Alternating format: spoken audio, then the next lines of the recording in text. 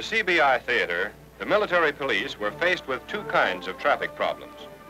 Traffic through a tortuous, unexplored jungle on a road still under construction, which has since been named the Stillwell Road, and street traffic in ancient foreign cities, not yet geared to the high speed of modern war. One such foreign city is Calcutta, India, metropolis of the Orient, home of 3 million Hindus and sons of Mohammed.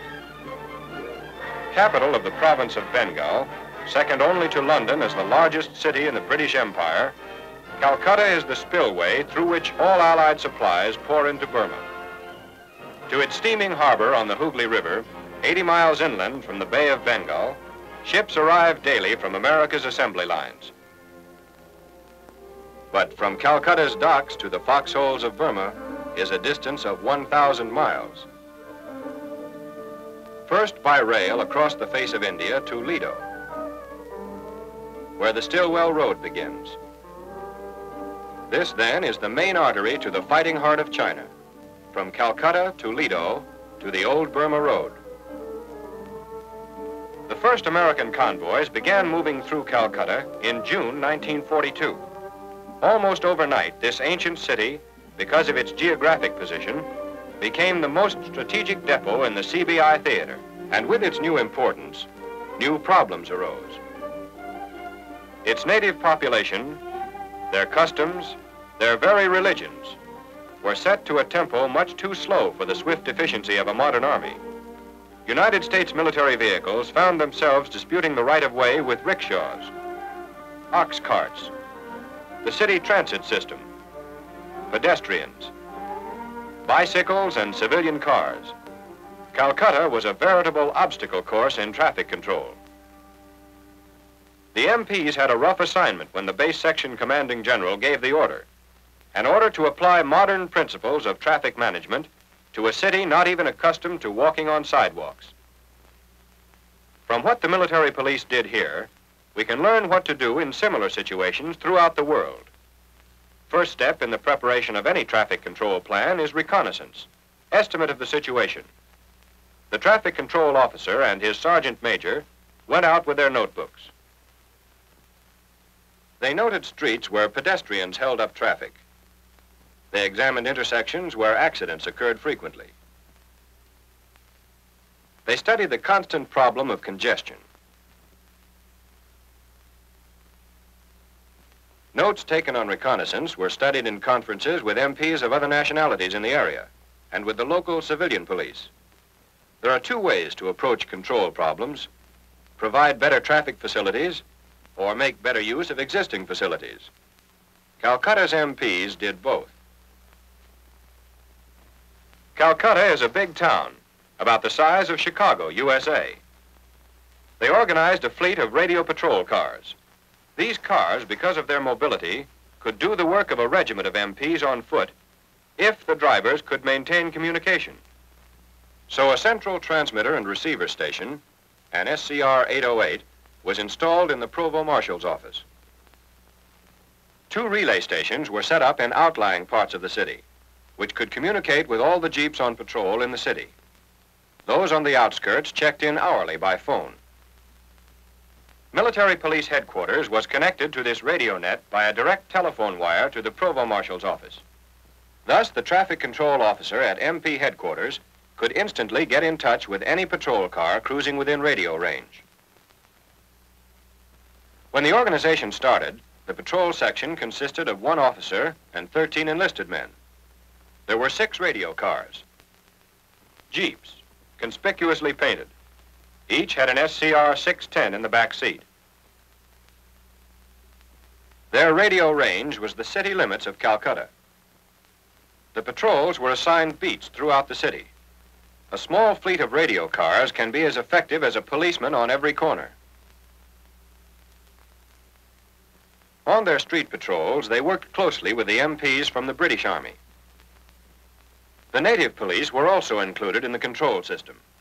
Cooperation was important. Together, these men formed a team that could legally deal with the drivers of all vehicles in Calcutta. Taking a personal interest in these patrols was the base section commanding general. He had in his car a radio set with which he could contact personally any cruising jeep. Frequently, he came out to get an on-the-spot look at their problems. And their problems were many. The MPs couldn't be everywhere. They were one battalion. The city of Calcutta covers 32 square miles. They depended heavily on traffic signs, which they made themselves from whatever scraps of material they could salvage. They had also discovered how to make their warnings demand attention.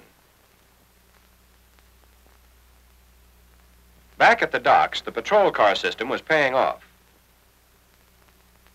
As a convoy assembled, the MPs discussed with the convoy commander the route to be taken through the city. When called upon for an escort, one patrol car took the lead. As the convoy got underway, another took its place at the rear. Other cars were stationed at certain danger points until the convoy passed. These assignments varied not only with the convoy's route, but they were also changed daily so that MPs were frequently seen in different sections of the city.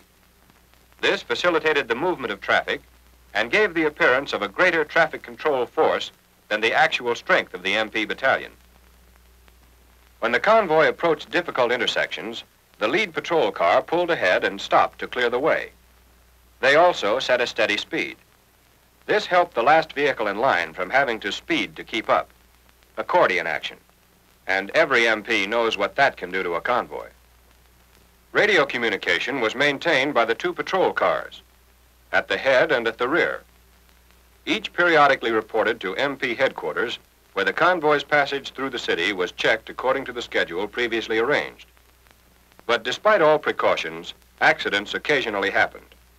Accidents which by themselves could jam the streets, or as in this case, by the crowds of curious idlers they collected. An Indian policeman ran to report one on a street where the convoy was due to pass. The desk sergeant at MP headquarters took down the information. An accident blocking the street might hold up a convoy of vital supplies. He called the switchboard operator. The operator plugged the sergeant's telephone line into the remote control radio circuit, and the traffic control system went into action like clockwork. Without leaving his desk, the sergeant was able to contact the patrol car cruising nearest the scene of the accident. The location of the accident was given. In seconds, the patrol car was on its way there. The need for reporting all accidents immediately was constantly stressed to the native policemen and Army drivers. Not only was the threat of a convoy delaying roadblock often quickly relieved, but the MPs could conduct an investigation on the spot to determine the circumstances and who was to blame. This was a great improvement over the time when the MPs were informed of an accident days or weeks after it happened. But most accidents were of a minor nature and were disposed of quickly by the MPs with a minimum of misunderstanding and hard feeling. Records showed that in most cases, the Army driver was not at fault.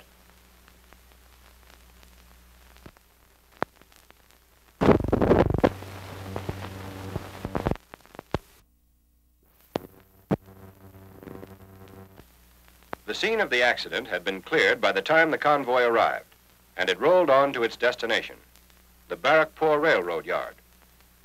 And here the MP's duty in Calcutta ended. Both the supplies and the vehicles that carried them, for trucks were also part of the supplies here, were turned over to the railroad for the next step in their journey to the fighting front. This came at Lido, where the railroad ended and the Stillwell Road began. Here the MPs established their traffic control stations, which grew in numbers as the road was carved out of the jungle behind the advancing battle lines. They placed these stations at designated mile points along the road. Those stations before mile 100 were permanent. From this point on, as the road approached the front lines, the posts were temporary. When this picture was photographed, the road extended only as far as Warrasup. Today, however, all stations are permanent because the Lido Road has been completed and is a part of the overall Stillwell Road. The armies of 3 nations used Lido as a point of operations, a base of supply. The problems here were much different from those in Calcutta. Calcutta's MPs had a problem in city traffic. Lido's MPs were working with an army in the field. And Lido's 16-mile unloading zone was one of the most congested areas in the CBI theater. Supplies and armored vehicles had to be unloaded from flat cars right onto the main highway, which was already jammed with traffic.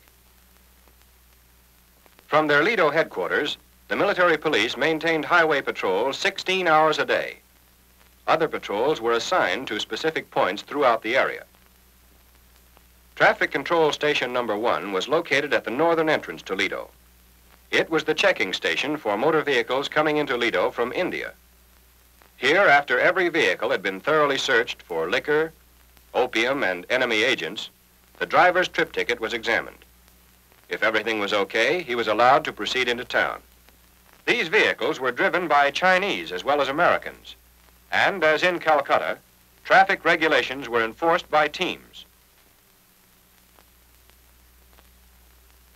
Also similar to Calcutta's control system, Lido's MPs had patrol cars. Typical was their job of leading convoys to the local motor pool. Its entrance was a curve that was almost a right angle on the main highway, constantly jammed with traffic. As the convoy approached, one MP stationed himself on the highway to stop the main stream. Another moved into the motor pool to halt vehicles coming out. In parts of Lido's combined truck head and rail head, over 8,000 vehicles passed a given point every 24 hours. MPs assigned to take traffic counts determined the hours of peak congestion, when there was an average of one vehicle every 5 seconds. As a result of these traffic counts, MP power was conserved. They were stationed at the points of heaviest flow at the hours they were needed most. One of these points was near the north entrance to the Lido area, where the highway crossed the Dinghing River over the same bridge the railroad used. With trucks and trains using the one right-of-way, strict control was necessary. Phase changes were handled cautiously. Somewhat relieving the congestion here, an MP shuttled part of the traffic, particularly the lighter vehicles, to an engineer-constructed ponton bridge a mile upstream.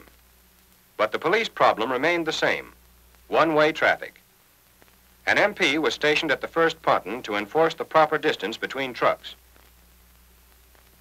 Out on the open road, despite the MP's vigilance, there were violations. Let's go, Joe. Speeding on curves was extremely dangerous anywhere along this road. Drivers caught doing it could expect the fullest through-channels fury of the Provost Marshal. The MPs ordinarily approached the driver from the rear, but in this case they came directly over because they knew him. The MP battalion kept exact records of such offenses by organization, and monthly reports indicated where driver discipline or training was unsatisfactory. Traffic Control Station number 2 was located 4 miles east of Lido. This was the eastern gate to the Lido area, and here outgoing vehicles received another check. On the other side of this barrier line, the Stillwell Road entered open country and became the damnedest highway in the world. Over the Naga Hills, through the Hukwang jungle, through the tropic heat and the monsoon's mud, to the Japs. It was 200 miles to Warasup. The engineers built the road. The MPs kept its traffic under control. Traffic moved quickly from the foothills near Lido into the Naga Hills. MPs from Traffic Control Stations 3 and 4 patrolled this part of the road where the steep mountain sides and sharp curves were always a source of trouble. The India-Burma boundary and the crest of the Naga Hills were crossed at Pangsaw Pass at an elevation of over 4,000 feet. But drivers' trip tickets were not checked at the traffic control stations here. They were merely bases for the patrol cars. Down in the jungle, all vehicles were halted at Traffic Control Station number 5, where the natives from the neighboring village of Loglai occasionally came to pass the time of day. The MPs here recorded the number of vehicles passing through each month. From here on along the road, each control station furnished up-to-the-minute reports of the road condition ahead, and the news was usually bad. Along the steep drainage slopes of Burma, there were many places where rains regularly reduced the road to one-way traffic. At such points, defile control was applied. An MP was stationed at each end of the defile. Traffic was allowed to take turns moving east and west. Moving east, halfway to the front, traffic was more restricted. Number 8 was the last permanent control station. Beyond their mosquito net station here, the MPs had only temporary outposts, subject to the demands of road construction and the shifting battle line, subject also to the weather. During the monsoon, the road became a river of slime. Rainfall reached more than 200 inches a year, over 16 feet. Early every summer, the engineers had to build a 2-mile causeway over the hard surface road. It became completely submerged by high water. This stretch of road required strict traffic control. Every trip ticket had a priority. An MP rode in the lead vehicle of each serial. It was his duty to keep the line moving within the required speed limit of 5 miles per hour. This snail's pace continued along the causeway for 10 miles. Beyond the causeway, a corduroy road of logs and planking had been laid. This stretch was above the high water mark, but still a veritable swamp. At the log road's end, the MP in the lead vehicle jumped out as the convoy moved on over one of the road's 700-odd bridges that was still under construction. Another defile. The movement of vehicles in situations of this kind wasn't possible without MP supervision. The MP's well-camouflaged advance headquarters was located at the road's 180th mile. The rest of the road was patrolled from this station. But near Warasup, near the road's end, heavy rains and flooded creeks had washed away completely the supports of the Warra River Bridge. The engineers had come in. Any obstruction to the road or change in traffic conditions quickly brought MP officers to the scene.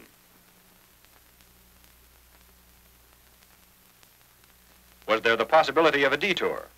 Could a one-lane bridge section be thrown up quickly? Should convoys on the way be halted far back up the road to avoid congestion here? These questions had to be answered. They had to be answered with a plan. Planning. That was the solution to traffic control problems. Planning. In the ancient streets of Calcutta and in the map-cluttered conference rooms. Planning moved a mountain of supplies through the city.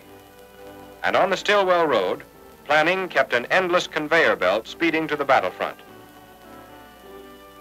The Stillwell Road was completed January 2nd, 1945, and the first convoy traveled from India to China. It was a great moment. For China and the Allies, it was a major victory.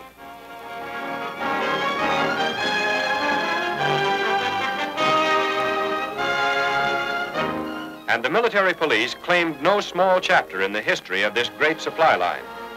They were on the job to the end of the road.